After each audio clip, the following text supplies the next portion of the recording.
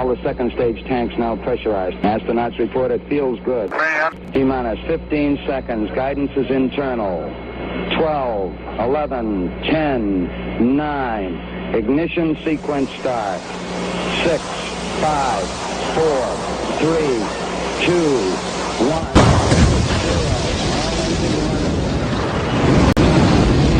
Like a furry torpedo to the jugular. This is Honey Badger Radio. Radio with bite.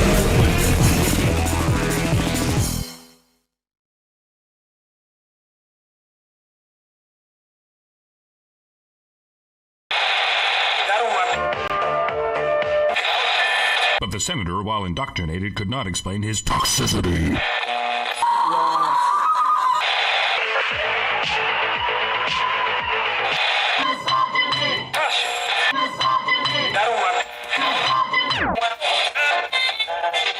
You should not listen to men's rights advocates if you want to know what they have to say.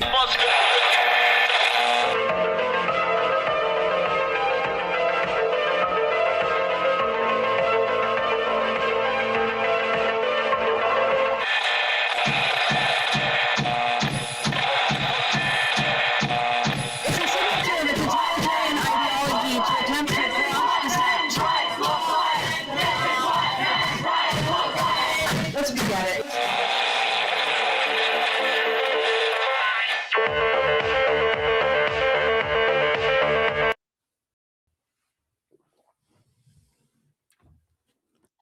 Hi.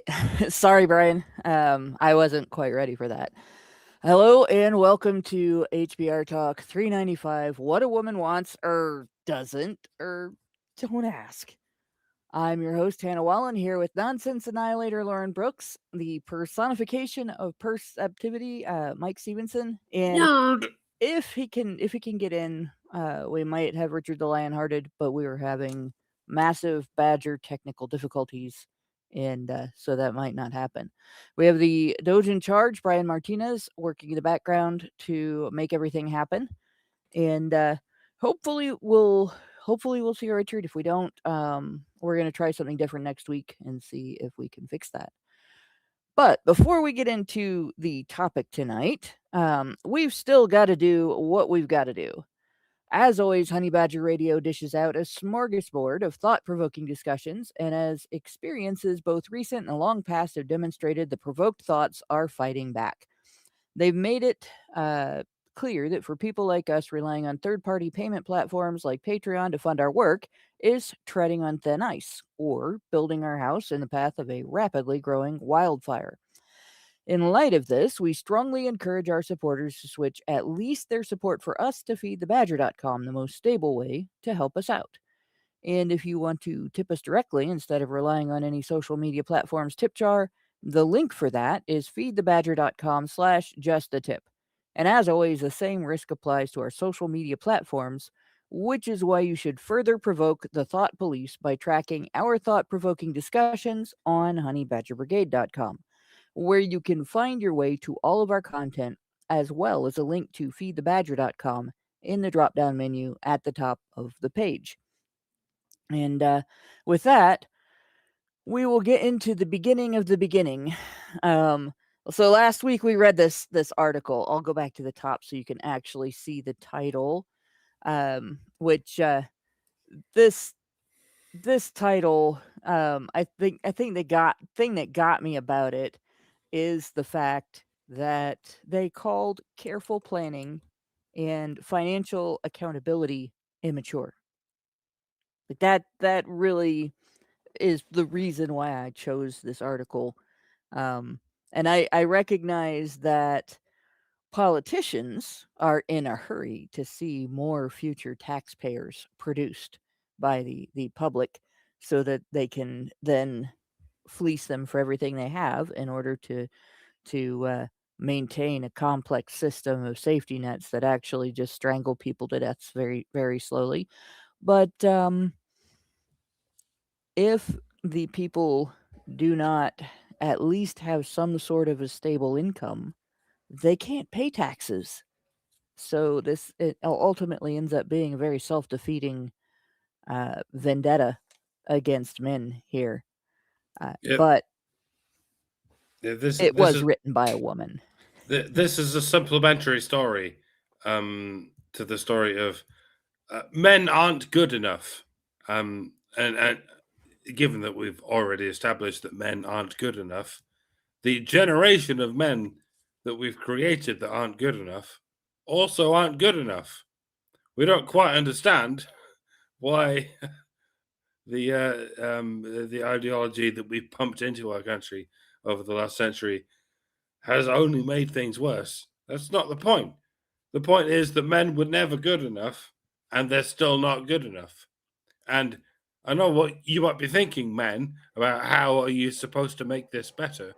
But whatever future you create where this is better, that's still not going to be good enough. All right? So just letting you know, men not good enough in the past, not good enough in the present, and not good enough in the future. That's it. That's the long and the short of it. Men just suck forever. So make that not happen, please. But of course, that's what I'm hearing, right? That's roughly the long and the short of it. If men make that not happen, that's patriarchy and women most affected. That's the other part of it. How dare you? How dare you not suck? We expect to be able to say that you suck forever, and if you don't, then you make women wrong, and women don't know how to handle being wrong. So a brief recap. What we looked at here, right? The birth rate, the total fertility rate in the UK has been going down. It went way up for a while. You had kind of a boom in the 50s and 60s there with a dip, and then just has like crashed and burned. So that in 2024 it was 1.41. And of course, the powers that be are paranoid about this for many reasons, not the least of which is who's going to take care of all of the old people when they get too old to take care of themselves, if there are no young people. But this report says that the problem is not women, because it states that women are planning to have children. 9 out of 10 women want to have children, plan to have children, but men are putting that off in order to establish financial stability first. And as a result, women are having babies later.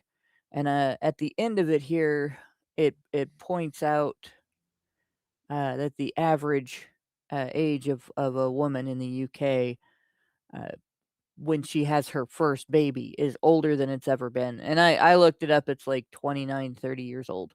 So it's still within the range of if you want to have a healthy baby, that's your first baby should really be born before you're 35. So it's still within the range of your baby's still going to be healthy, right? And bear in mind that's the average. That means there's as many above that as there are below that. Well, maybe maybe there are some that are well below and some that are well above, and perhaps there are more that are below, but some that are well above. Because there are instances that I remember reading a few instances, in fact, coming out of the UK where somebody had a surprise pregnancy and they're in their 50s and it's their first baby and it makes the news, and I'm sitting there thinking this is going to be very rough on both the mother and the baby. It's not a good time to start having children, but it does happen. It happens because women, I don't know if they forget that they're still fertile after they've decided they're not having children or what, but or they think that if they didn't all this time, it's because they can't. But along comes a super sperm. Either way, you never know what, without having the numbers in front of you. You never know exactly what the combination is above or below that gets to that average. But in any case, the total above and the total below will be fairly similar. One thing the UK doesn't have, I think, is the teen pregnancy rate that the US has. It used to be fairly normal for under the age of 20, a lot of women conceiving. And personally, I think that that's not something to encourage, because you don't get very far under the age of 20 before your parent there is still in high school. And you don't want high schoolers getting pregnant, right? You don't want parents who cannot support their children bringing children into the world. You want them to wait until they at least have a stable form of employment and are capable of paying their bills. And it used to be that people started going for gainful employment in high school, and it was normal for most students to have a job. If women were planning on being homemakers, besides learning from mom, grandma, and aunts at home, they were also taking a class called home economics, which in a lot of schools now you can't even find that. It's essentially a class where you learn the basics of running a household, budgeting, cooking. You might even learn things like sewing, and childcare. Used to be that you could learn a little bit about that in high school courses as well, but not anymore. Now they're going more toward programming and things like that. They want them at work, and they want them earning money. They want them paying taxes. They want them voting for safety nets that make the government more powerful. But they don't want them to be in charge of their kids. They want them farming their kids out to daycare systems and to public school systems where they can be programmed by the federal system. And that's in the US, that's in the UK, that's in the entire Western world. And what you end up with then is the next generation and the next looking at this system and saying, we don't want our kids in this system. This is not a good system. We didn't like it, and we don't want them to go through it. So we're going to change how we do things and not farm our kids out.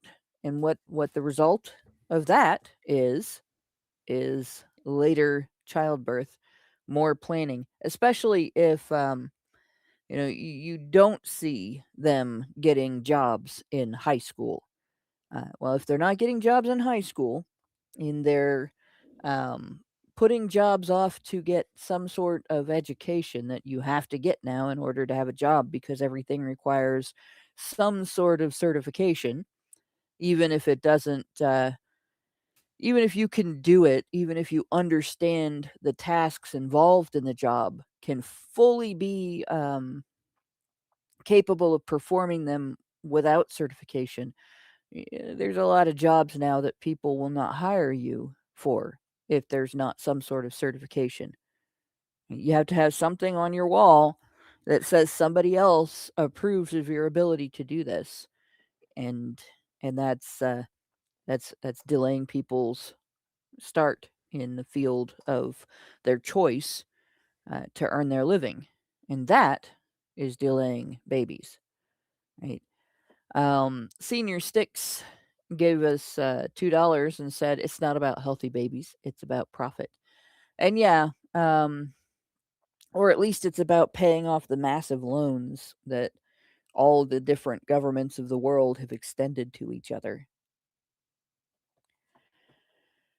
But I wanted to take a look at some of the comments. And these are newer comments. I looked before, and I'm going to maybe switch to the best rated comments after we look at these, but these are newer than the ones I looked at when I decided I wanted to look at some of the comments, and I can't find the ones that I was looking at before. I just felt like I wanted to make some kind of statement about how the idea that teenagers want to fuck each other, and they always have, is an idea that's is true to a large extent and also false to a large extent. It's very easy to look at the influence the media has had over us. That modern teenagers can look at TV and movies and the things that have been expressed to them along the lines of it's totally normal for you as a 15-year-old to want to fuck every 15-year-old in your general vicinity, and we look at any interpretation of that and go, well, no, let's not push back too far on this pushback. Of course, teenagers want to fuck each other, and so we need to develop some kind of media that can guide us through this obvious truth that teenagers want to fuck each other.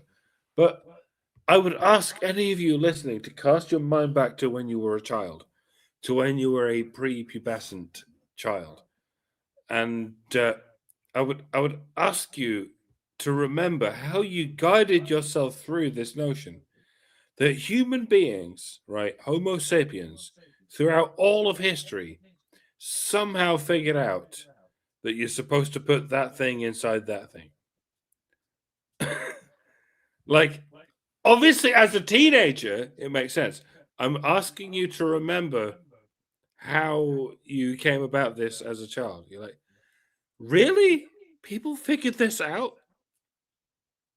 Like, there's all manner of people who can't put two and two together, and yet somehow throughout all of human history, human beings without the advantage of verbal language, let alone written language, they all somehow managed to figure out that you're supposed to put that particular two and that particular two together.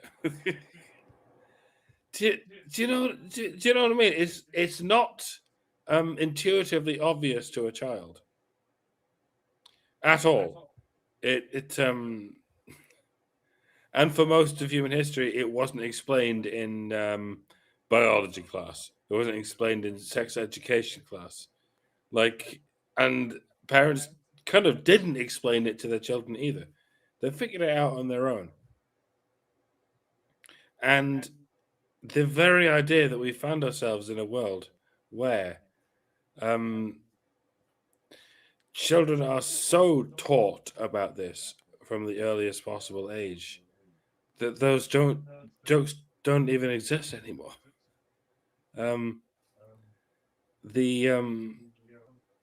The innocence that was presented to even adults, and this is what I mean.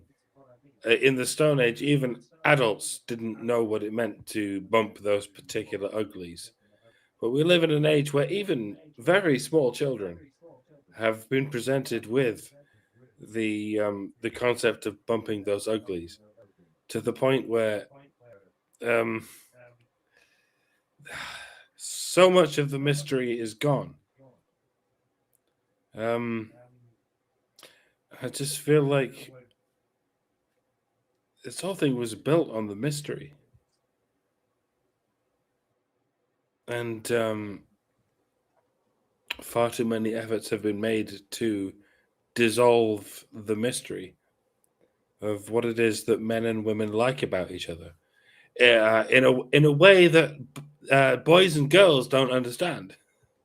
Do you know what I mean? Like, boys and girls, like, they don't understand this love-hate relationship they have with each other, and it's adorable to watch them sort of try to figure it out. because boys and girls hate each other when they're in lower school, but once they're in middle school, they suddenly love each other, and they can't figure it out. It's so bizarre to go from hating each other in that shallow way to loving each other in that, well, different kind of shallow way. Like, and I'm like, it's to some degree, society was so much better off when boys and girls were left with that mystery of why they hate each other so much. Well, and at least they weren't inundated with massive numbers of messages about sex. Yeah, they weren't forced with these sexual messages of why you should love each other. Well, you should suck each other's dicks, be they female or male dicks, and all that stuff. It's the world was a much better place when even adults were sexually innocent. But nowadays we live in a time when even children have no sexual innocence. Yep. The If acceleration of sexual non-innocence has been thrust through our species to the point where even in my day and age, an 8-year-old had the most sexually sick sense of humor. Like, we would make jokes about rape. Now, I'm an early millennial. Like, when I was 8, it was 1990. And even back then, we were making jokes about rape before we even fully understood what rape was. But when I hear tell of the kind of rape jokes that 10-year-olds were making in the 2000s, I sort of go, oh, okay. The more things change, the more they stay the same. And it's each successive generation has had not just sexuality, but the process of sexuality presented to them as a point of joke. And each successive generation has dealt with it by making dark jokes about sex, like even 10-year-olds. So, I mean, even when I was a 10-year-old, we were making jokes about sex. I just to think what the 10-year-old today.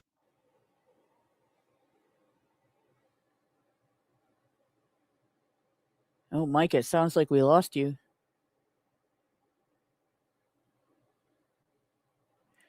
Yeah, you did lose me. Sorry. Oh, okay, okay. I was gonna say we're not doing a thing where everyone else can hear you and I can't again, are we?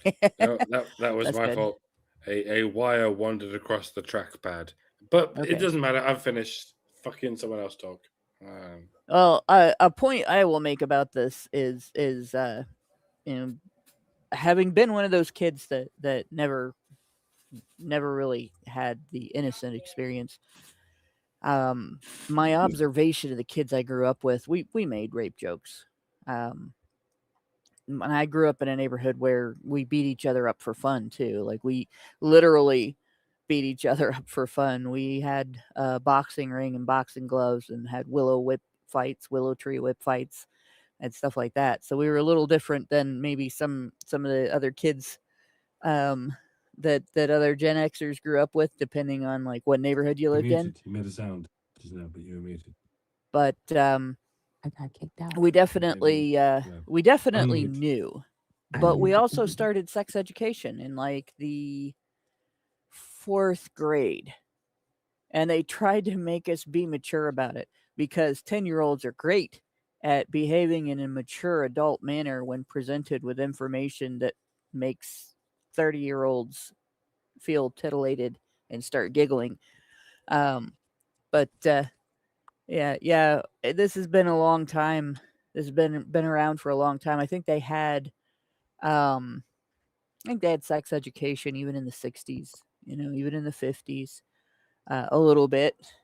They started inserting it into the public school system in the early 20th century, and it got worse over time. It was initially sold to the public, I guess, as people don't understand this. They don't understand how to prevent unplanned pregnancy, so we're going to teach them.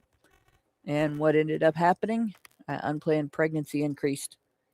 When you make people who aren't mature enough to control their impulses on their own think more than they naturally would on their own about a behavior that comes with a lot of difficult to control impulses, you get unwise impulsive behavior.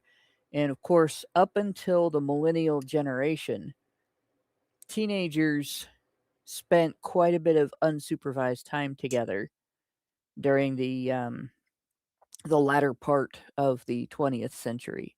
I don't know that they spend so much unsupervised time together now, and hopefully that will reduce the teen pregnancy rate. But that used to be recognized as a problem, that we don't want parenthood to start at the age of 16 because we do want parenthood to be a successful endeavor.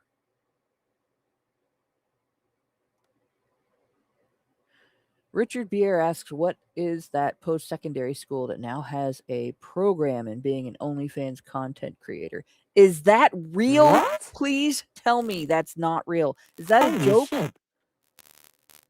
God, I I hope not. hope that's a joke. I hope so. Fuck's sake. Jeez, Peach. So, Senior Sticks asks, what are these jokes? YouTube probably would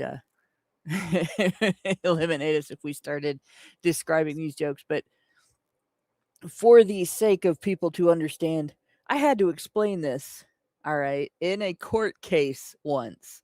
Most rape jokes make the rapist the butt of the joke, portraying the rapist as a moron who can't tell the difference between a good idea and a bad idea. And of course, that's not necessarily the problem with most people who engage in criminal violence, and that includes sexual violence. The problem isn't that they don't know the difference between a good idea and a bad idea. It's very often that they don't care about the difference. Oh shit, Lauren, you're Robo again. Oh my god. I don't know how to fix this. Smack the top of it. Whap. Well, it's my phone. Oh, that won't work. No. I feel like I should be saying red leader. This is gold leader. Set. Can we not have the technical difficulties for a minute? That would be nice. So the comments that I wanted to look at, the first one is actually below this first one here, but this first one here wasn't, neither one of these. Well, the first one was not showing when I looked at this the other day, and this isn't bad either. So here we have a person who is, I mean, it's bad. It's not bad show material. It's not the best comment. But a person here who is blaming men. This isn't looking good at all. A society that cannot / will not take responsibility for the messes it creates, whether it's telling women not to have babies, to save the planet and pursue careers instead, or telling men that men have no intrinsic value and are not wanted. Any society that then pivots and tries to shift the blame for the messaging they are responsible for will not just collapse quietly, it will collapse in the same manner a toddler throws a temper tantrum, but multiplied by 1,000,000. Right? And the thing that strikes me about this comment, besides the fact that they're blaming messaging but not individual choices, is that they think the only problem with society's messaging toward men is that we're telling men they have no intrinsic value and are not wanted. That's a big problem, and it is true. It's correct that we are that our society is doing that. They are telling men that. But if that was the only problem, it would be fairly easy to overcome by simply changing the messaging, right? But that's not why men are not trying to conceive children. It's not just that men are being treated as if they don't have any value. It is that men are being treated as if they don't have any human rights. That if they are in conflict with a woman, that the woman's interests override any human rights they think they have. So it's okay to enslave them. It's okay to deny them due process in both criminal and family court. It's okay to destroy their relationships with their children. It's okay to make them homeless. It's okay to crush them under the wheels of the court system, which is no longer a justice system because of all these ideas that it's okay to do these things. And if a man is asked to take that risk, oh, you should have babies because the state wants you to have babies. Here's the contract you're signing, okay? When you conceive with a woman, you don't have any guarantee that you will get to raise your child. Also, the woman might choose to not earn much of an income, and she can demand that you support both your own household and hers. And if you fail, if you can't do that based on the earning capacity that you have, the government will punish you.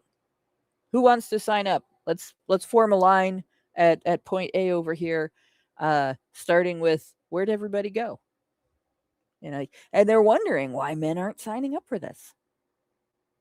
And they don't understand that if you can't at least guarantee that the state will not unfairly exclude fathers from their children's lives and rob them to pay for a lifestyle the mother has that is detrimental to the welfare of the child, they don't understand that that is a detriment to men wanting to conceive children. This is something that your politicians need to hear about. It's something that your news media needs to hear about. And it's something that we've been practically screaming about in the men's rights movement, the whole movement, for a century. Right? Not just us right now. This traces back to the days of Ernest Belfort Bax, talking about the difference in how the court system treats women versus men, mothers versus fathers. Right? So it's not just an issue of messaging. Messaging could change. You could tell men all kinds of positive messages. It might prevent some more suicide if you actually treated men as a society. We treated men like human beings that have intrinsic value, are loved and wanted and needed, and should live out their whole lives. But it's not going to solve the entire problem because it's a tip of an iceberg that is so big it's touching the bottom of the ocean.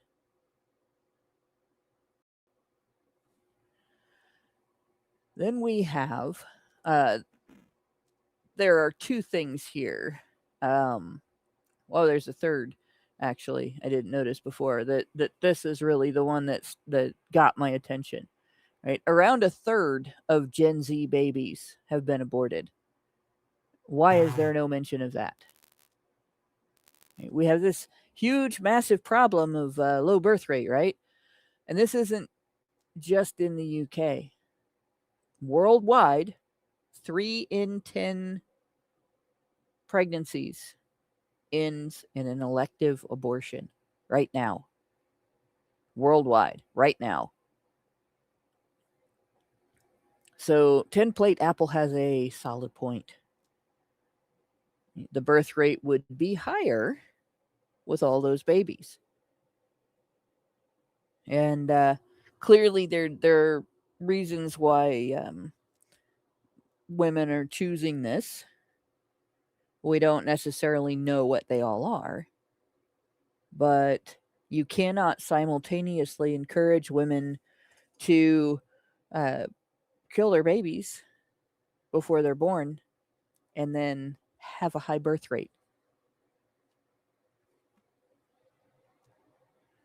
Shaman King points out people respond to incentives. You have to give men an incentive or remove negative incentives. Yep. The deterrents are, I think, overwhelming at this point.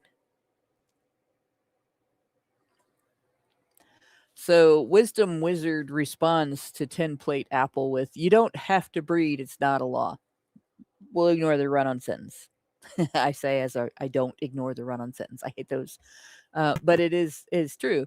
You don't have to breed. It's not legislated that people are obligated to have children, and it's obviously quite problematic to try to do that. It results in some very serious issues, not the least of which being that people would have children they do not want, and the children would be abused. But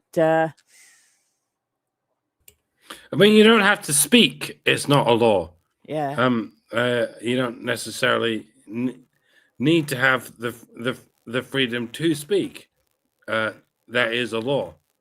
But if men and women weren't breeding, then there would be no opportunity to speak. Because men and women have been breeding for so long that we have evolved the ability to speak. So something has to come first. Yep. And among the things that have to come first is, men and women getting along. Because, speech is great, but we have speech because we developed a species with men and women who can get along. Do you get what I'm saying? It's like... Well, among other things, you have the issue of speech goes along with association. Sex obviously goes along with association. Courtship goes along with association. And you don't have association if you don't have some sort of cooperation. If you don't want to be around each other, you're not going to cooperate on the concept of association with each other. You're not going to associate. You're not going to speak. You're not going to get to know each other. You're not going to develop a sense of camaraderie, much less intimacy. And there's no sex, no babies, no nothing. But what gets me is that thing, you don't have to breed. It's not a law. Where the government is headed is, and it's been proposed in multiple countries. I believe the United States has proposed. There's people in the United States that have proposed this as well. All right, we have something called the Earned Income Tax Credit here already. So, if you bring a child into the world for the entire time that you're raising that child, if your income is between a certain level of poverty and a certain level of middle class, there is a varied level of tax credit that you get. And your tax credit at the peak, which is in the middle of that income range, and can be increased based on how many children you have. At that peak, it can be, and often is for many people, larger than the number of dollars you paid in taxes. So there will be people that will send in their tax return or their tax paperwork, right? And they'll get back a check that is for a larger amount of money than their employers took out of their checks to pay taxes. In other words, if you don't have children, the federal government is charging you a fee. Because where do you think that money comes from? Your taxes. And now they don't tell you that in so many words. Like there's not some published news article out there announcing to the entire population of the United States, hey, because you are not included in this group that gets back this tax credit, and people who do have children are, you are being taxed to pay them to have children if you are childless. There's no announcement that's been made. Yeah, and I'm sick and fucking tired of it. Yeah. Can I be the goddamn one to make this goddamn announcement? Stop fucking and stop taking my money. Or keep fucking, just stop taking my goddamn money. In other words, support Sick your of own this children. shit. Yes. Yep, and that's the thing. That's the situation. That's been that way since before all of my children were born. Before I had my son, before my husband's ex-wife had their two daughters, that tax credit's been around for decades, and it's to incentivize childbirth. It's to incentivize raising a family. You do not have to be married to receive it. You can receive it while being a single mom. And I worked with a number of single moms that received that money. The presumed point of that money is to make it easier to have a family, to support your family, pay your bills, and so on. And I can't tell you how many times that I have seen single moms I worked with talking about what they're going to do with that money when they get their tax refund. You know, it's not a refund if it was somebody else's money. Right? I can't go to the grocery store and get a refund for my dissatisfaction with groceries that somebody else bought. Yeah. Right? That's not how that works. But I heard so many. I'm gonna go buy me a color TV. I'm gonna get a big screen TV. I'm gonna this. I'm gonna that. We're gonna go to this amusement park. We're gonna go spend a week in this location. I need this many days off. Not. I'm gonna get the car fixed that I've been complaining about. No, I'm gonna catch up on my electric bill. None of that. And so because it's quotes free money, they don't have to be responsible with it. Right. No, it's bastardized. And what they use it for is to buy the wigs and the weaves and the nails and the shoes and the clothes and the makeup and all the outfits so that they can go out and catch another baby daddy and get thrown right back into the system. You know, it's never to take care of the children. Well, let me not say never. I fully believe there needs to be a complete audit. Like, there needs to be,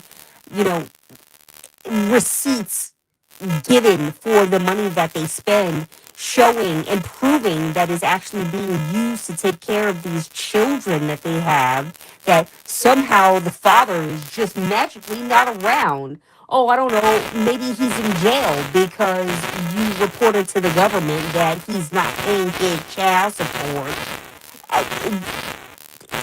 Just the abuse is disgusting, and so let's talk about tax dollars, right?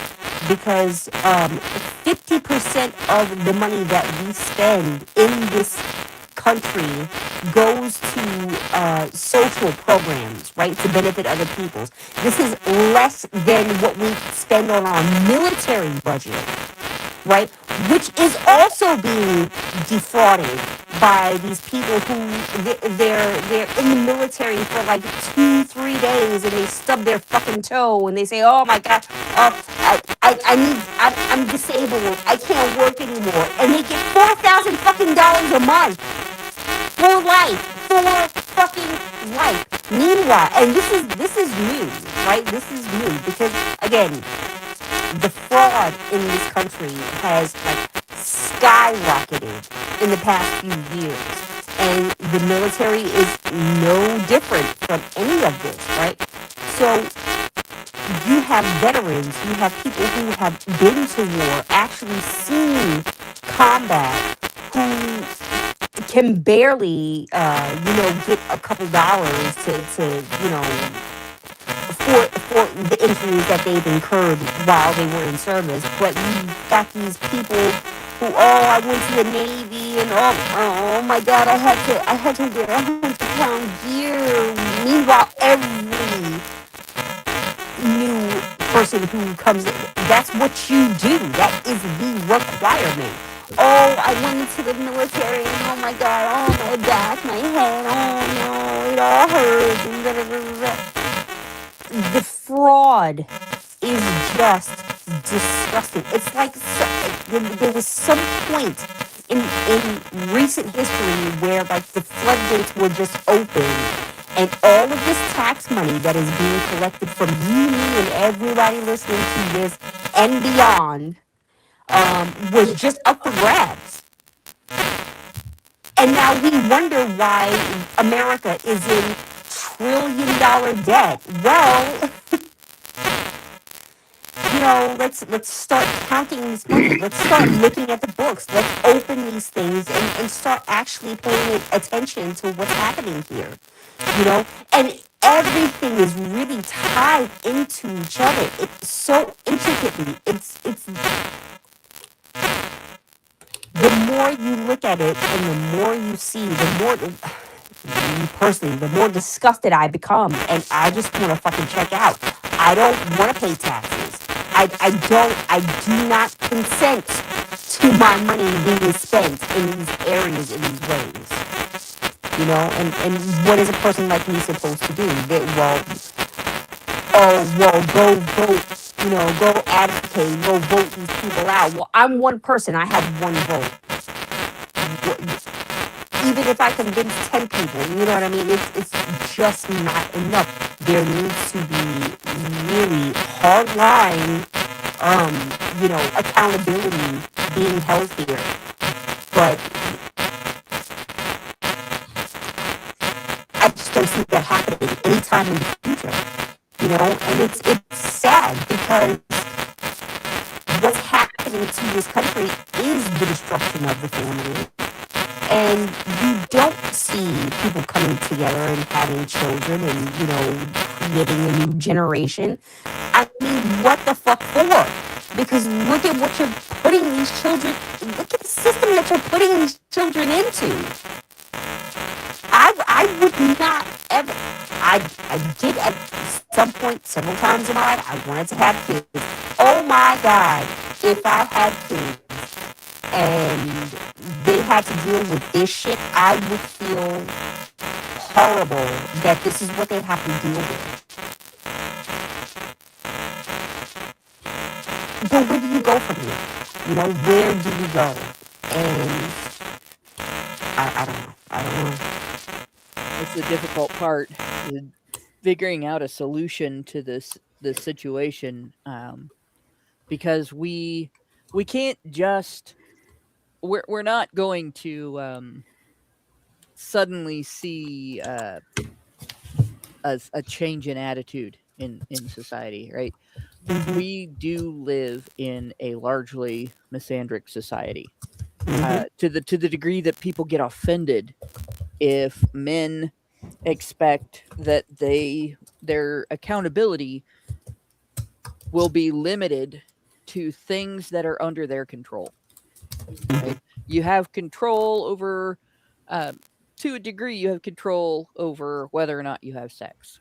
Like that degree is lowered by the fact that if a woman uses the same methods to get sex from a man that are considered rape when a man does them, even when they're not violent, and she gets what she wants and she conceives a child, suddenly it's his fault and he should have had more control, even though if he did it to her, he could be jailed for raping her. And that includes intoxicant facilitated rape, where the guy was dosed against his will, or where the guy was not in a situation of pre-consent, and she took advantage of him being passed out or blackout drunk or something like that, and There have even been situations where guys have been accused of rape because a woman has regretted doing that to him. So it's not even fair to say guys have control over whether or not they have sex. Under that circumstance, a woman can trick a guy, lie to a guy, use intoxicants or other means of overriding his refusal, and then still be considered guilty, even if he's underage, still be considered guilty of the crime of producing a child that he's not able to support or willing to support, and he can be forced to support that child. The youngest case I ran across a description of was of an 11-year-old boy, right, that was raped by an adult, and the adult collected child support from the family of the 11-year-old boy. You can't get a job when you're 11 years old. You might be able to, I don't even think you can still get a paper route. When I was a kid, an 11-year-old could get a paper route. They earned a pittance. They earned less than minimum wage, delivering newspapers, mowing lawns and stuff like that. But you can't now, I don't think, even do that, because you can't go door to door as an 11-year-old today. It's not safe. Probably was not entirely safe back then either. And you can't leave your 11-year-old unsupervised. But you can hold an 11-year-old accountable for being raped if that 11-year-old is male and the rapist conceived a child. Albert Nader Retro says, "Hey," says on he's in the special chat.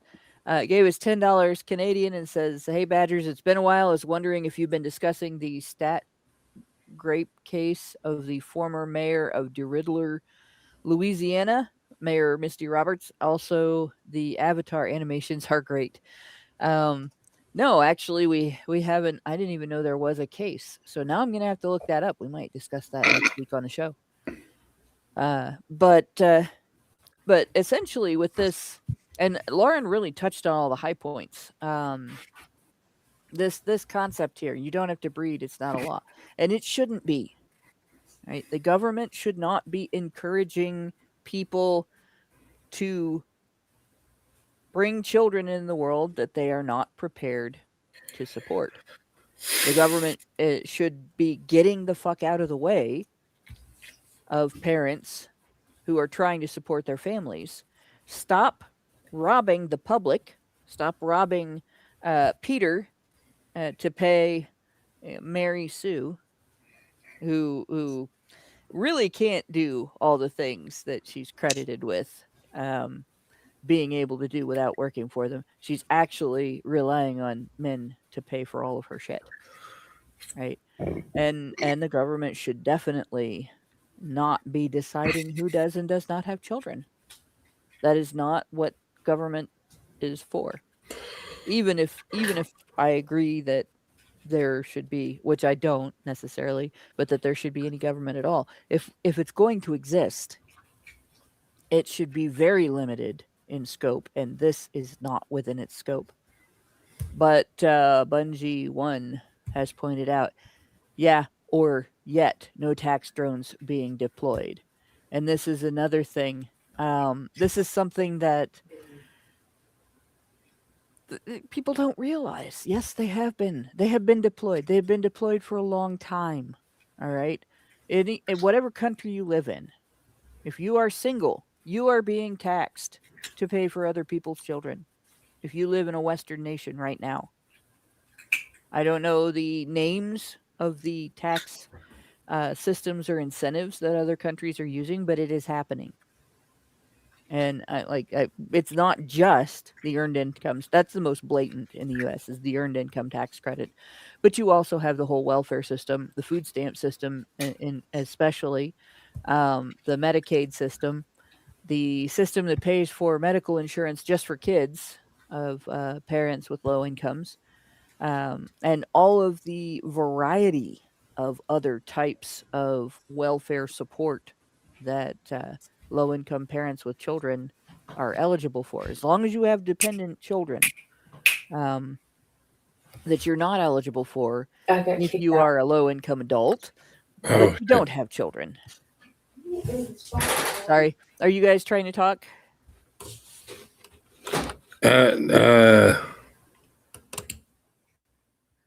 No, some confusing things have happened in Oh, okay. in the room. Lauren got kicked out again. Okay. Well, we'll have to figure out a way to get her back in. Hopefully. If not, I guess it's going to be the panda face saying Lauren's parts. She'll have to come in, and we can hear her when she talks. We can hear her on your microphone, which might sound better than on her phone. But in any case, that was the ones that I really wanted to go over. Was just this exchange right here. Although this newer one, this was actually a pretty good thing to bounce off of as well. So the government and apparently the writers at the Daily Mail think the solution is to tell men, start knocking up those women, right? I hate that term, by the way. Women don't get knocked up. They don't get a bun in the oven. They don't become with child. They conceive. They are part of the deal. They are part of the cause, right? Every single woman who conceives a child is there for the conception, and unless she had no choice in it, it's as much her fault as anybody else's. But what do we get? This I was gonna make this a after show article until I went through it and I realized just exactly how much it contradicts this article that we're looking at now. Right? I mean, remember this article we were comparing last week to the complaints about incels.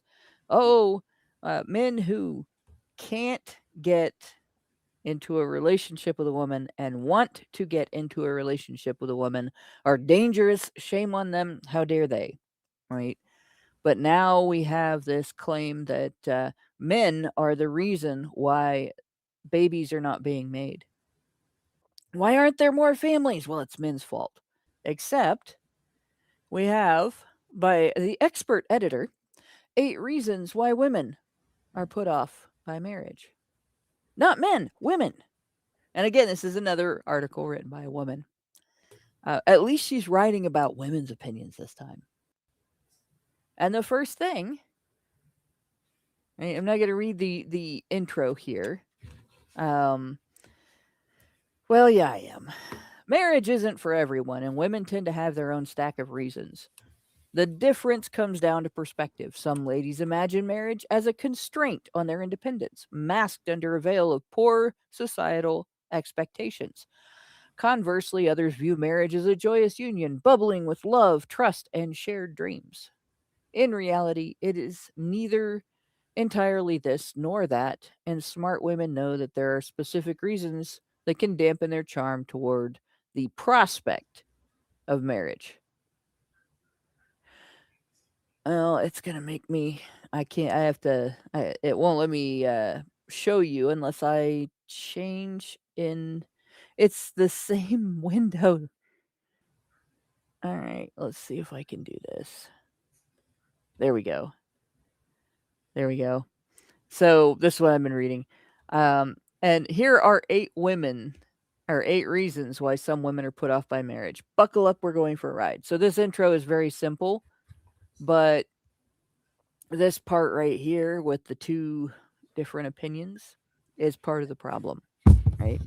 And she nails it in saying it's not neither entirely this nor that. It's mostly not either of those things. Okay, marriage is a partnership, and it's not just. It's not. The wedding day might be joyous, right? It's not like you're bubbling over every day that you're married. It's that you have created a sense of love and security and intimacy, care and consideration for each other, a sense of family with the person that you've chosen to partner with. And I think a big, huge, overwhelming piece, an overwhelming sized chunk of the reason why women started abandoning marriage, not recently, but as far back as the 1950s and 60s, is because they forgot that marriage is neither a constraint on your independence nor a joyous union, but a partnership, a family union with somebody that you love. So how can you decide to jump into something if you have such a poor conception of it in the first place? And of course, their first reason is fear of losing independence. Right? So I want to ask, how many guys out there that have been married, do you think of yourself in individual terms? Are you allowed to think of yourself in individual terms after you get married? My things, my house, my car, my this, my that, or is it what's mine is mine and what's yours is mine from her perspective, and you know what's mine is ours and what's yours is yours from your perspective? Because it seems to me when I watch other marriages, that's kind of the way it is. Anything that's his, that was his prior to the marriage, and is his after the marriage, in name at least, is hers. And anything that was and is hers prior and after is hers. And if he's lucky, she lets him use his things too. Right? If he's lucky, she lets him consider the things to be shared. But this is what the article says. Every woman cherishes her independence. It's like her secret treasure, her superpower. So what does she mean when she says independence? Because most women rely very heavily on men for support, even if it's not financial support. Right? We use electricity that is powered by male labor. We use a water and sewer and trash system. I don't know why they combine those in the U.S., but they do. That are powered by male labor. We buy supplies that are delivered, manufactured mostly by male labor and delivered by male labor to stores that were built using male labor or bought through online systems from warehouses that were built by male labor. There's more female labor than there used to be involved in the retail end of it. But without men, if all the men in the world disappeared right now, there'd be no utilities. There'd be no one to maintain the integrity of the buildings we live in. There'd be no supply lines. The points at which the labor becomes difficult, heavy, and dangerous in the supply lines would be the breaking points.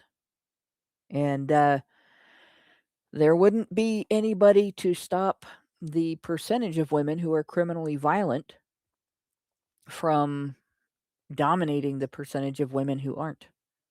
And unlike with men, the percentage of women who are not criminally violent are very ill-equipped to deal with their same-sex compatriots who are. Right? Men grow up learning to fight back. Women grow up learning to cry for help. Well, consider any sexual species.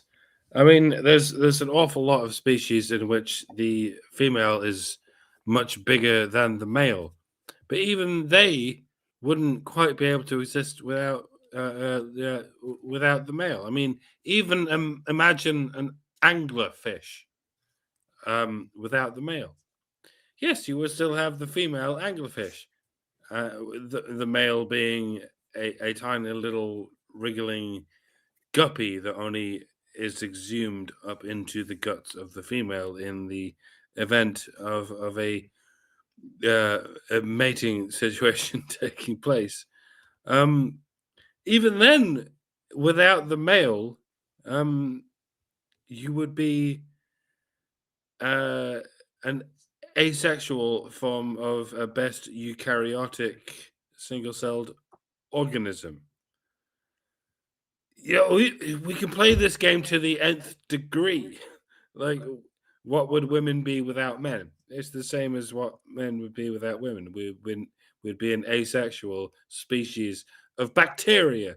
So it seems like a fucking moot point, doesn't it? It seems like a pointless argument.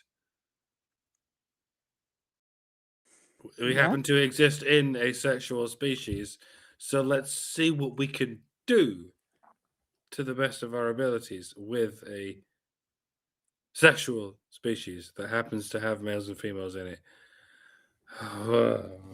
Yeah, the idea of total independence as far as continuing the existence of the species is kind of silly. But in terms of women claiming to be independent, I would say it's more than that because, like I said, if all the women in the world vanished right now, yeah, the next generation would not be born. We're not quite to the point where we can reproduce without, like cloning isn't quite there yet. But if all the men in the world disappeared right now, women and girls would die off in the next month due to the lack of resources. Everywhere that is first world, probably everywhere that is second world, maybe the women of the third world would survive longer. Maybe some of them into old age because they have to be a little bit more independent. Could you But imagine how much peace and quiet there would be? Holy shit. if all the women in the world disappeared, Yes. yeah. Oh my gosh. Yeah. Well, it'd be quieter if I disappeared, I can tell you that. That's horrible. But yeah, so fear of losing independence. All right. It's bullshit from the get-go. Women are not independent. Women, when they talk about this, they're saying fear of losing, lack of responsibility to other people. So, for example, let's say I decide I'm going to visit family and I'm going by myself, right? And my husband and I agree on this that I'm going to drive the 80-mile distance to my nearest biological family and visit with them and then come home. And I'm going to be driving on interstate 75, which is also known as Drug Alley, and to the highway patrol and some other people, going to be driving through an intersection in the Dayton metro area called Malfunction Junction. And I've decided I'm going to do this, and the first thing that he might say is, well, why don't you take a different route? Because if you take one of the back roads, you'll have less traffic. You won't have to go through Malfunction Junction. It might take you a little longer to get there, but it's safer, right? My responsibility to him is to do my best to get home safe and sound in one piece with a vehicle that I didn't break in the process, because it's ours, it's not mine. And therefore, I should listen.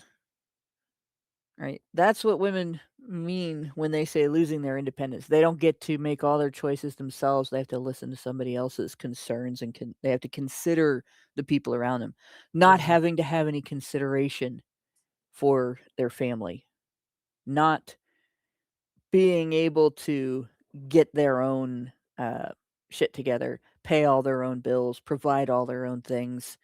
They're still quite happy to rely on the male labor run infrastructure. They're still quite happy to have all those little perks our society creates to boost women economically. They just don't want to have to be responsible to their family, much less responsible for their family.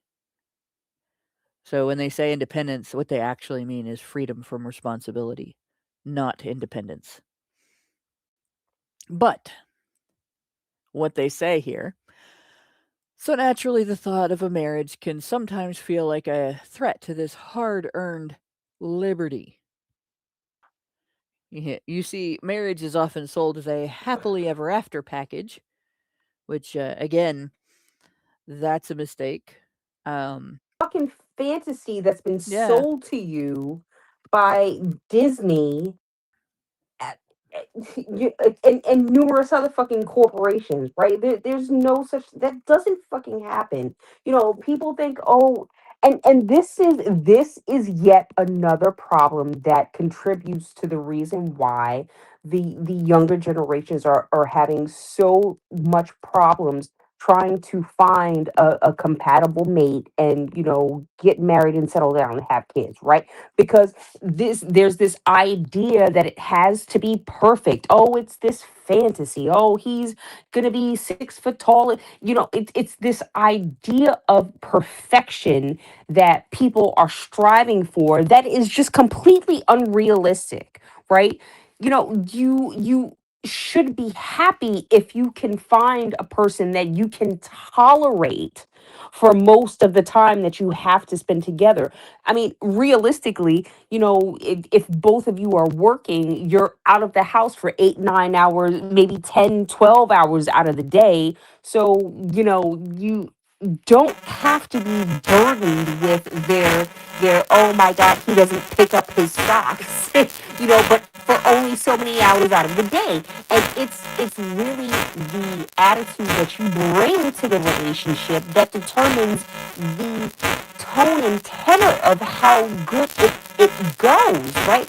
Because listen, Mike is, I love him, but he's not the best at washing dishes.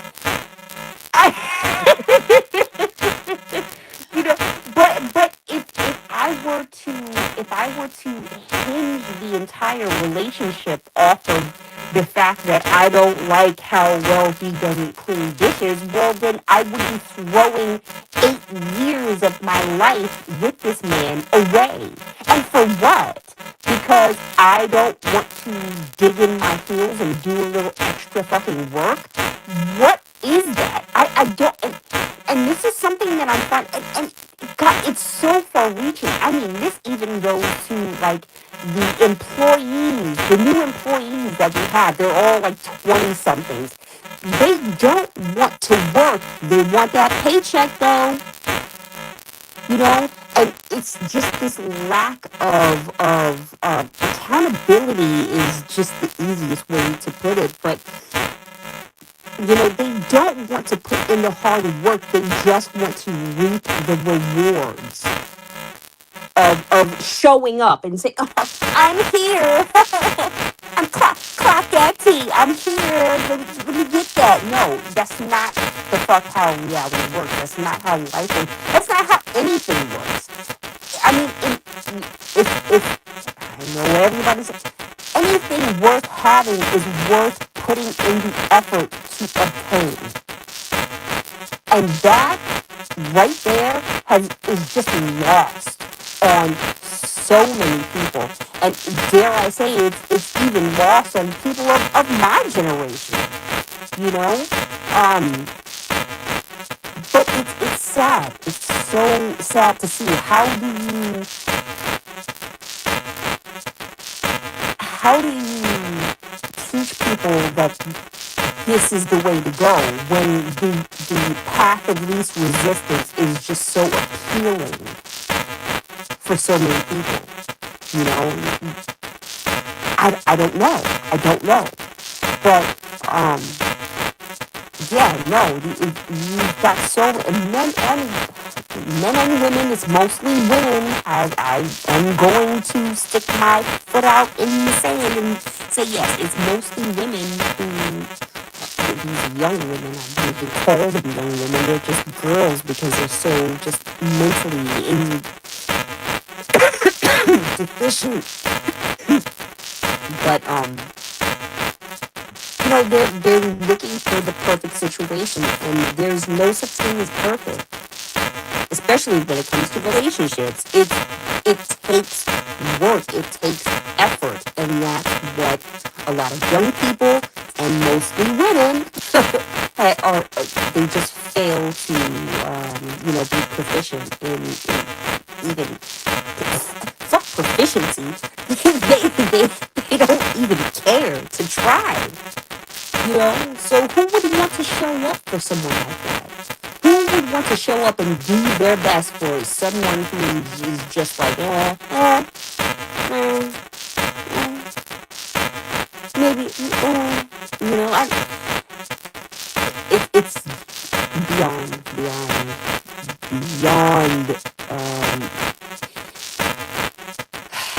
anything that I can even hope to find a fix for.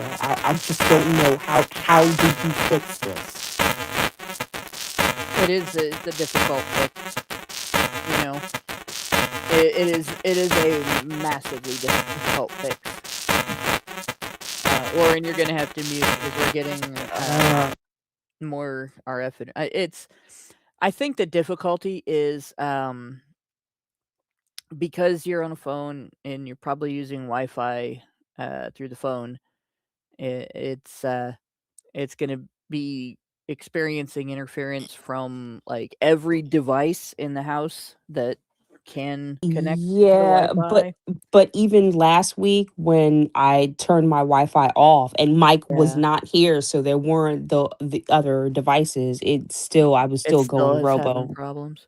So yeah, I don't know. Yeah, we'll still keep trying, and we'll just do what we can. But So did they not hear my rant? oh yeah, they heard it, but they also Okay. heard it's you still sound like a conversation between red leader and gold leader. It's unfortunate. It started out without that, and then over time it just starts to do that. So you might have to use Mike's microphone in order to avoid that. But the rant went through and it was great, and it's an important thing. The the thing that needs to be fixed is women's attitude, right? Men are raised with the idea from boyhood of ladies first. They already have by the time they're adults, unless they are raised in a man desert and the only people around them are women and the only male role models they have are whoever their mother bitches about the loudest. Um, if they're just raised in a normal setting where they do have male role models, they learn to compromise their interests in order to accommodate the interests of the people around them and expect the same back from other men, but they learn not to expect that from women. And they learn that women are not going to give them that. And women, when they are growing up as little girls, they don't learn to do the same thing. They don't learn to compromise their interests to accommodate the interests of the people around them. They learn that their interests are the most important thing. They get to go first. Any guy that wants to engage with them needs to earn their attention and their goodwill, but they should expect his attention and his goodwill. And so they don't know how to make relationships with men. They don't even make good relationships with each other. And you can see that in lesbian relationships where there is significantly more violence than in heterosexual or gay relationships. Um, it's very difficult to get through to people if they haven't seen it. But girls grow up not learning to be accountable to anyone. and not learning to be accountable for themselves. So they do see, like, you get married, you're the main character in the marriage, and your husband is supposed to be a supporting character. He's got a supporting role in your happiness. And that's not a way to have a marriage. It's not a way to have a relationship. And when women are um when they're in these relationships and the man acts like a fully formed real human being with his own interests and his own emotional responses to his circumstances and his experiences and so on, they get upset with him for not running their script. And over time, they start to resent the fact that they're expected to be accountable to their family, and then they drop out. And 80%, between 69 and 80%, depending on which study you look at, of divorce is initiated by women, and most of it isn't because he cheated or he hurt her or abused her, but because she's mad that he's not doing the dishes as many times as I'm doing the dishes, or he doesn't like all the same stuff that I like, or he has friends. Like, that's not he spends more time with his friends than he spends with me, but just he has friends that are not my friends. Right? They're his friends.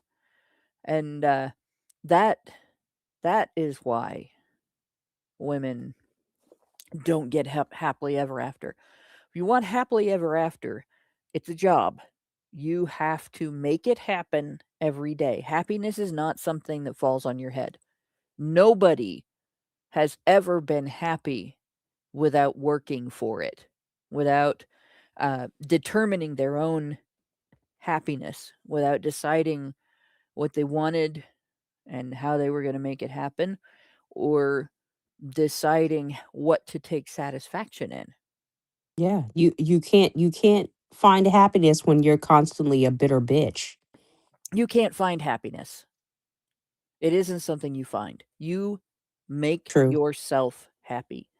You take satisfaction in things. Your attitude determines your ability to be happy. Right? Um and I'm going to go to a lowest common denominator example. Um I grew up hearing all about, you got to have an exciting job. You got to have a job that you're passionate about. And there's always going to be parts of the job that are um the shit tasks. You got to deal with this in order to achieve the whole job. Not every task in every job, in most jobs, not every task is exciting and fun, right? There's always grinding that you have to do. So I work as a direct support professional for intellectually disabled adults. I take care of people who cannot take care of themselves, and they're never going to be able to take care of themselves. They need help from other people. And it's a very satisfying job because I have the attitude that I want to help people. Right? It's not a satisfying job for somebody who wants to be famous and rich and um, looked up to by the masses and all that kind of stuff. Nobody's going to build a statue of me for taking care of some people who are completely disabled. Right? Nobody's going to do that, and I don't want that. I would be upset if somebody did do that. I'm happy because I found a purpose, and I wrapped my sense of self-satisfaction and happiness in finding a purpose and serving that purpose and in serving other people. And that's why I'm able to be happy in a job like that. And, I could work in service to other people for my whole career and be happy. I don't have to make a ton of money. I don't have to have champagne and caviar. I don't have to have a fancy car or any kind of, particularly fancy clothes or any. I don't have to wear makeup. I don't have to have people tell me I'm pretty or any of that. And all of those things, all of those needs, and what my happiness relies on, those are my choices. I chose to rest my happiness on having that sense of purpose and providing service to others and see them benefit from it. And so when I'm in somebody's house mopping their floor, and when I get done, the floor is clean, and I'm satisfied that it is the level of cleanliness that it should be, that I have achieved the goal of the task. And that when the people that I'm taking care of are just engage in their daily living in the rooms that I've mopped, they're not going to, their feet's aren't going to stick to the floor. They're not going to get sick from something that shouldn't be there. I'm happy about that. That makes me happy because I have chosen to take satisfaction in that. I've chosen to not center my happiness on admiration and of me. I don't know how to explain it other than the fact that it's a conscious choice. You decide what you value and what's important, what you make important to you, what you look at as beneficial to you, right? What you look at as fun. I've never been tempted to use any kind of illegal substance to alter my consciousness or my working of my mind for fun. I don't even like to use any kind of prescription substance to eliminate pain when I'm in pain. And it's, again, because I have chosen to look at other things as fun. I'd rather sit and watch a movie sober and enjoy the experience and think about the creativity of the people involved and follow the story. And it's got to be a good story, though, right? You choose what you are going to value. You decide for yourself what you're going to take satisfaction with. I think a lot of women don't understand that, and it's why they're always reaching for something else, something more, something bigger, something better, for someone else to fill that hole. That hole exists because instead of making your own choices, instead of independently deciding for yourself what you value and what you want, what you choose to enjoy and take satisfaction in,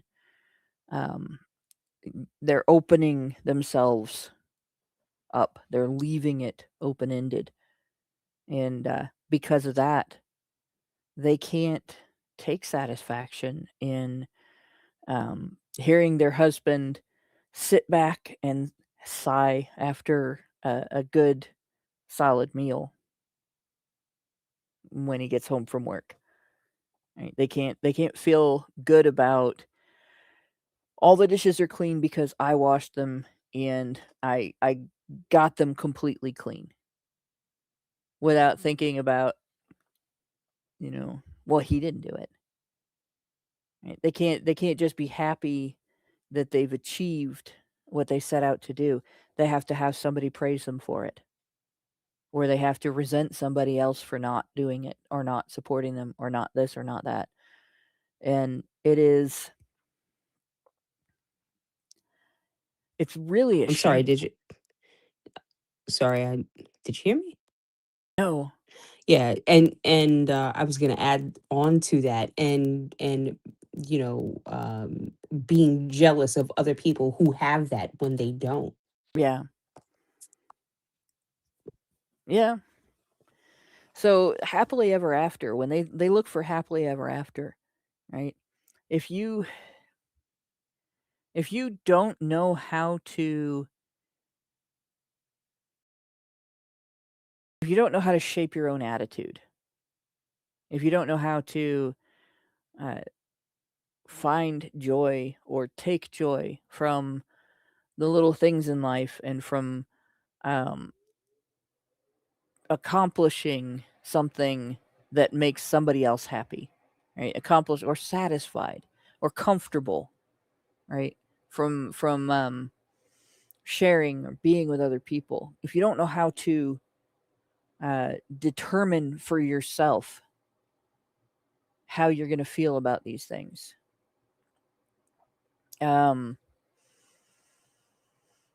you don't know how to create happily ever after. And when times get difficult, instead of taking your partner's hand and saying, we are going to get through this, let's figure it out together, it's, what are you going to do about this? What are you going to do for me? How are you going to solve this problem for me? And that's when the marriage fails. You don't have that.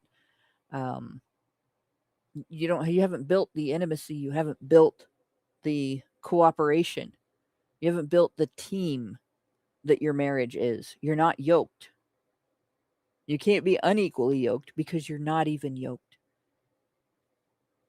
Right? You're just two people walking alongside each other part way through a field.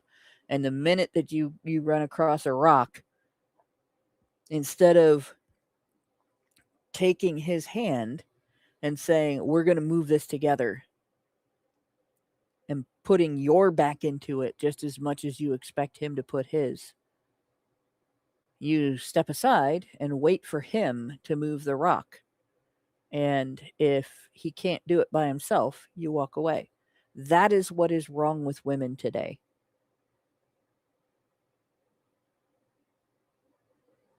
Right? She's not even going to get help for him. She's just leaving.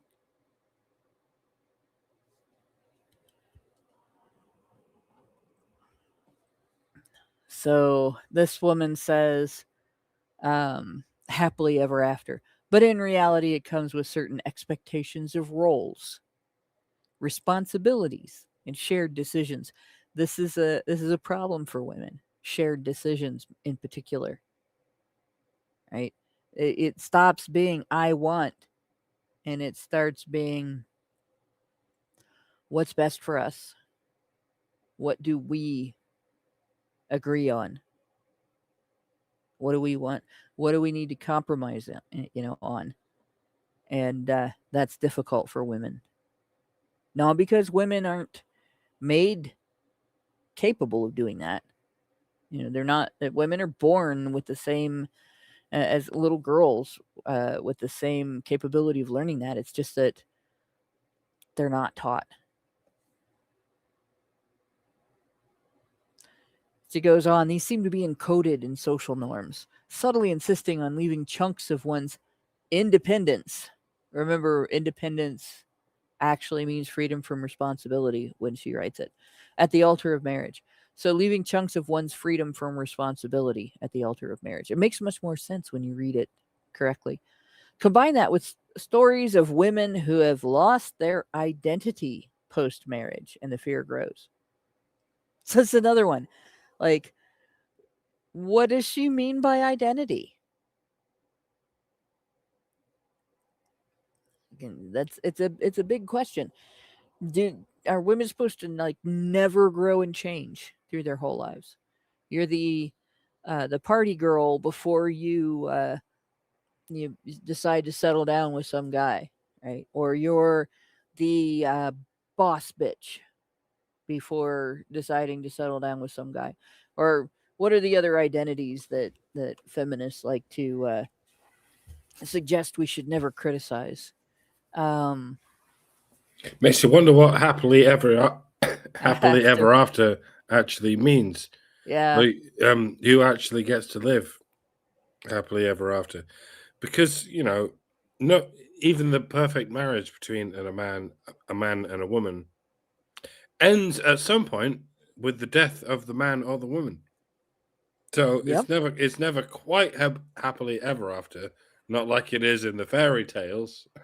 I think that's what they're talking about, by the way. They're talking about the fairy tales, like men and women just happen. Well, something happens. Question mark? Question mark? Question mark? Profit.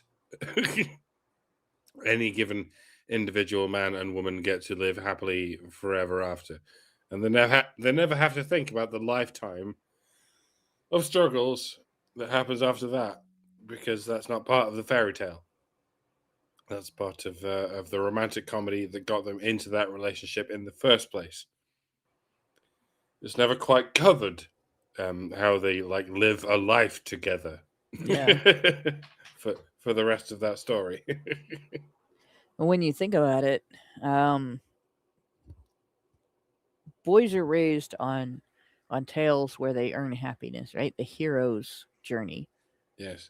They're raised on tales where you have to go through hell to get to the point where you can build happiness, and then you build it. Right? It's not automatic at the end. It's just now you have the opportunity. Girls are raised on stories where they get rescued from hell and happiness just happens for them afterward. And that teaches a complete contradiction in in expectations to the sexes when they're going to get married. And of course, what ends up happening out of it is that men, when they're married, they spend their whole life trying to make their wife happy. And women, when they're married, they spend their whole life expecting more. And no matter how much more there is, it's never enough. That lesson creates a hole that can never be filled. And it's not a hole in your heart, it's a hole in your head. It's really detrimental to both sexes. It doesn't even, feminism does this all the time, and gynocentrism does this all the time. This can't even really be blamed on exclusively on one or the other. It is so old and has been around for so long that it's hard to identify it. And yet, But normies. it's a hole in women's head that's been there for centuries. Go and ahead, yet, normies, when you see the general memes of normies, they blame it on Disney and pornography. Like they blame Disney for making women wonder where their Prince Charming is, and they blame pornography for boys wondering where their insatiable whore is. But I think the problem predates both of these things. I think both Disney and pornography are reflections of. We'll go ahead and call it romantic chivalry, shall we? It's different iterations of the same thing, which traces back to the 13th century. Yes, if not before that. Yeah. Shout out to gynocentrism.com, by the way. If you want to learn more about that, go Peter visit that site. Find yourself some Peter Wright. Get it in your life. Definitely.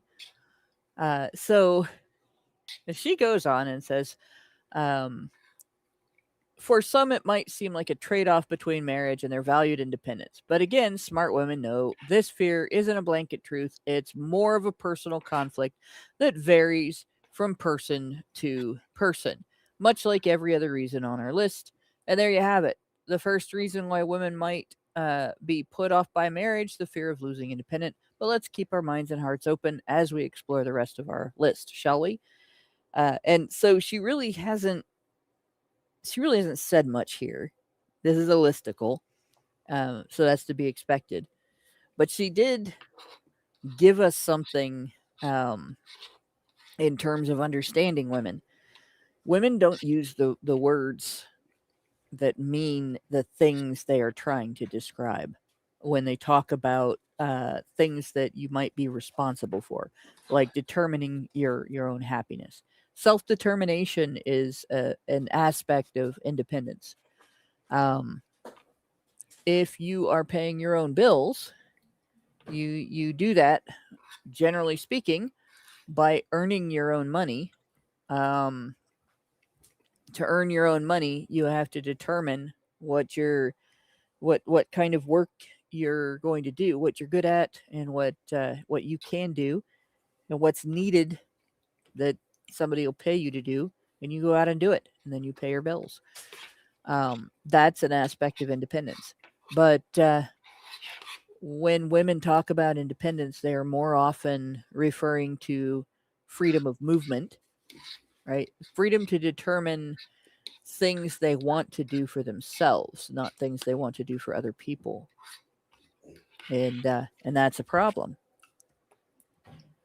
Then she goes on to cite struggles with commitment. Now, we get told all the time, right? Men won't commit. Men are the ones that never want to settle down. Men are the ones that get cold feet at the altar and so on, as if they don't have reasons. Like the fact that the law doesn't support them if after the altar, after the marriage certificate is signed, the wife abandons the marriage. Right? The law doesn't support him, so at his end, he's making a commitment, but at her end, she may not be. But this is interesting. Struggles with commitment. So if women take the marriage commitment seriously, which they should, but many don't, this might make sense. Another reason, she says, as I've learned from my own journey, stems from the apprehension over the whole till death do us part concept. During my 20s, I had some deep-seated fears about being tied to just one person for the rest of my life. I mean, that's a pretty big commitment, right? The uncertainty of such a long-term pledge was daunting. Plus, I was in a constant state of self-discovery and growth. That's kind of a key clue as well. She goes, I remember wondering why or how could I possibly commit to someone when I was still figuring out who I was and where I wanted to be. So I think a lot of women have this idea that process stops when you become an adult. And you're not an adult till it stops. It doesn't. And when you get into a lifelong commitment with somebody, when you get married or you form a life partnership, it becomes a journey together. You are now together in your state of self-discovery and growth. You discover each other and yourselves together, and you grow together, and you face the challenges that come with that together, and you help each other refine yourselves together. You learn from each other. Right? You see things in each other that you admire. And self-discovery, I hate that term in some ways because it makes it sound like you don't decide who you are and what kind of person you're going to be. It's fair to call it self-discovery when you're learning about your own limits to your intelligence and your physical capabilities and stuff like that. Oh, my balance isn't good enough to handle walking a tightrope. And it would take a lot of work for me to get to the point where it's good enough for me to do that. Is that something that I think I value, that I want to do? Am I passionate about this? And you then decide yes or no. All right. That's not self-discovery. Self-discovery is the part where you figure out what your limits are and what you might have to do if you decide to value that task and that skill and develop it, right? But the other half is self refinement, and a lot of women forget that part. Boys grow up learning that they have to do that they're responsible for self refinement. They're not necessarily always given a name for it, right? Maybe they're told to get good, but you are building yourself brick by brick. Each little characteristic, each little ethical determination, each moral, each value, and it's not discovery. That growth is an active process, not a passive process. It's the first thing that is undermining women's development into adults, is that they think that life is a state of self-discovery, but not a state of self-refinement. That growth, personal growth, is somehow a passive process, not an active process. That you're not responsible for the process of sorting out what are good ideas and what are bad ideas for you, and so on.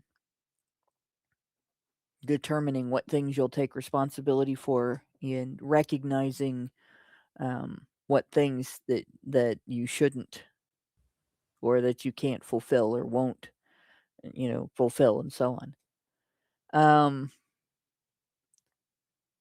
Well, it's not showing me the name. There we go. So humans VD 3269 gave us $5 in the special chat and said, the biggest issue with marriage, first and foremost, is Big Daddy government tipping the scales and ensuring women have every risk, have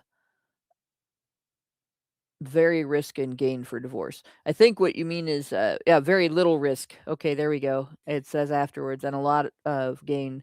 Sorry for the confusion. And yeah, they do. They get cash and prizes in the divorce court, whereas men get punishment and shame.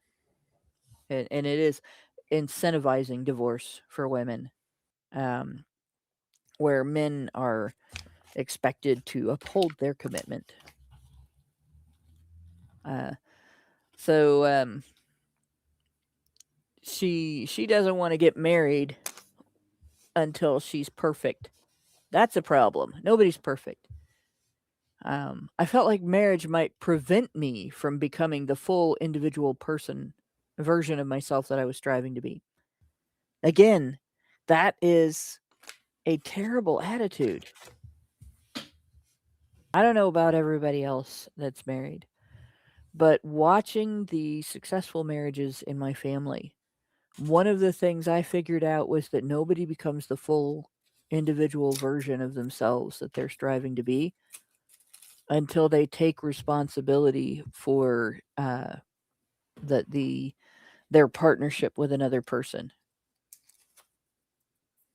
You as a individual that's not in a relationship, as an individual who's not even trying to be in a relationship, right? Especially not a marriage, there's a degree of solipsism that prevents you from developing aspects of yourself that only develop when you take responsibility for other people.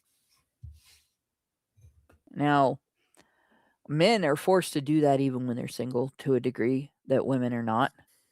They have, anytime they leave their house, anytime they're in the workplace, and so on, they're expected to have consideration for the people around them.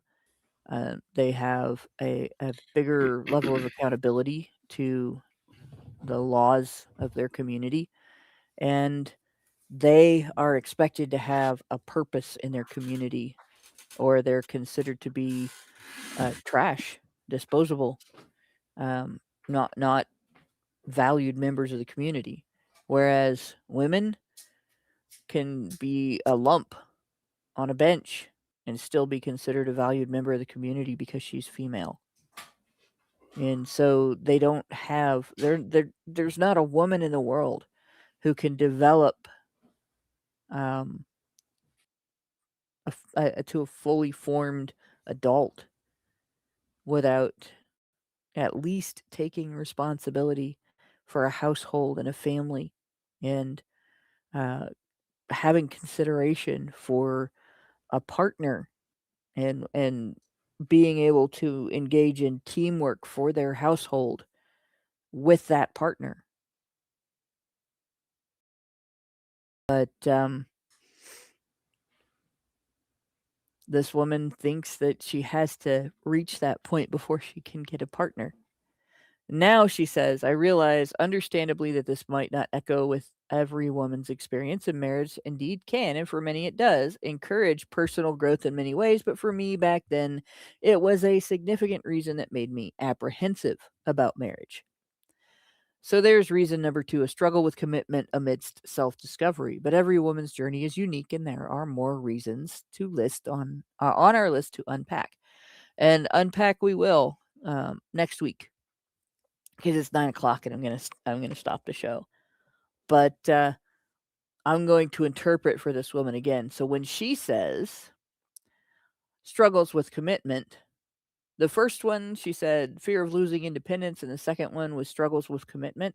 So number 1 was actually fear of gaining responsibility, and number 2 is struggles with accountability. So I heard myself echo. Was somebody else getting ready to talk? Just checking my audio. Can you hear me? Am I Yes, robo? we can hear you. You are audible. Okay. Yes. So, all right. Well, with that, then I don't. Oh, I think the reason that I don't see any super chows is because I've got some sort of stupid ad over my Discord. Let me see if I. What the? Okay, there we go. All right, so we do have a super chow. I just couldn't see it because Discord covered it with an ad. So Gary Thomas gave us $5 at 8:30. So this is about half an hour ago. Said Hannah just described the plot of Y: The Last Man. The story is basically a virus kills the entirety of the male species, and every civilization on Earth falls apart. It was originally a comic book series that got made into a 1-season TV show. That's perfect, 1 season, because that's how long women would last. Accurate. You could predict how feminists reacted to it, given the story's premise: outrage and condemnation. Yeah, I'm sure they probably whined about it quite a bit. How dare you? How dare you? I've had women argue with me on X that the 3% of women workers in the field of electricians and such could maintain the entire electrical power grid for women after men all disappeared, because they're unrealistic and they have no idea how this shit works, so they think it's Yeah. mostly automatic and the men aren't doing any real work. They have Yeah. no idea how. They're gonna get all the HR ladies and train them how to do it. Well, I've been talking to it for about a half an hour. I just don't understand what its problem is. It won't work. Yep. And they try to train them, but their language is too aggressive, so the entire training session breaks down into a meeting on what type of words you can use to describe how electricity works. Oh God, I need to end this. So with that, I think I'm going to thank everybody for listening. We will continue with the listicle next week, and we might go back and forth a little bit between the listicle. Remember, this is what women are saying, right? While they're saying that they're not having babies because men are immature. Oh, and we got a super chow in the regular chat, the horizontal chat. Voltaire's puppet gave us $5 or 5 GBP. I don't Great know where British that's from. pounds. Ah, so way more than $5 then. Closer to 10. Said sound is sounding soundly now. Thank you for that. And we will be back next week with more female bullshit to look at. Sorry, guys. And that's not a threat. That's a promise. That's a promise. Thanks everybody for listening. Thanks to my co-hosts for going over the bullshit with me. Sorry we could not get Richard the Lionhearted in. We're going to try a different way next week and see if we can get him in as well, because I think he'll find this amusing too. Thanks, Brian, for all the work you do in the background. And everybody else who works in the background to make HBR Talk happen. Good night, all. Good night, y'all. Men's rights activists are machines, dude. Okay? They are literal machines. They are talking point machines. They are impossible to fucking deal with, especially if you have like a couple dudes who have good memory on top of that too. Holy shit, you're fucked.